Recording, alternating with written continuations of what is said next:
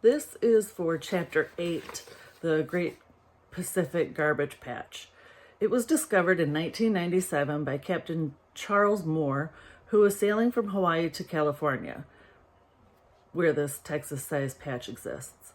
After competing in a yachting race, in an interview with Nell Greenberg published in the Earth Island Journal, when seeing the patch for the first time, Charles Moore said he couldn't survey the surface of the ocean for any period of time while standing on deck without seeing some anthropogenic debris, something that was human in origin, float by.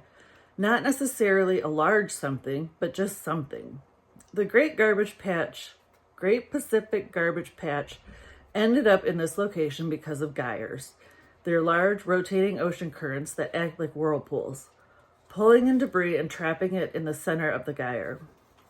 And the Great Pacific Garbage Patch formed gradually. As the pollution was gathered by the ocean currents, it is a relatively stationary area that covers 1.6 million square kilometers, but it does move because of the changing ocean currents and wind.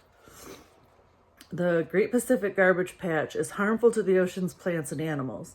There are 700 species affected by pollution, with hundreds nearing extinction. The garbage breaks down and plastic gets into the food chain. This is part of the reason microplastics are found in humans. The patch continues to get bigger because of the constant flow of plastic into the ocean.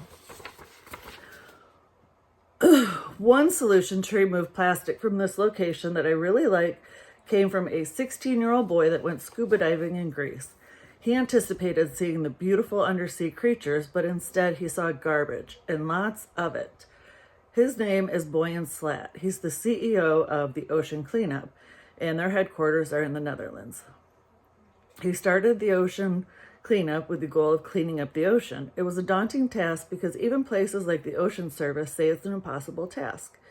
In a PBS video, he was asked what he thinks when someone tells him this is impossible. He said, "The sheer absoluteness of this statement should make you suspicious of it.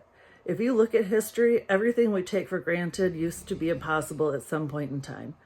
It's important to listen to people's advice. The advice you can ignore is when someone says something can't be done." Boyan created a contraption that is a long U-shaped barrier and similar to a fishing net. It moves slowly so fish aren't caught in the collection bag. Every few days, the bag is emptied onto a ship, sorted, and brought back to land for recycling. It took 11 years to collect 1 million kilograms and only 7 more months to hit 20 million kilograms. More than half of this garbage comes from fishing-related debris such as nets, lines, and buoys. When they collect these, they shred, compact, then turn them into pellets that become the base for new objects, such as high-end sunglasses made entirely of recycled plastic. By doing this, they're able to create durable, sustainable products that help fund the cleanup. From their website, it says, "Modeling predicts we need around 10 full-size systems to clean up the Great Pacific Garbage Patch. After fleets of systems are deployed into every ocean gyre, combined with source reduction, the ocean cleanup projects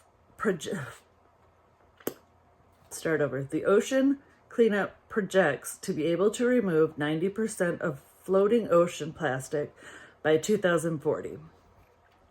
From a global ocean perspective, rivers are the main source of plastic pollution. They have installed interceptors in 11 rivers so far to stop most of the pollution from flowing into the ocean.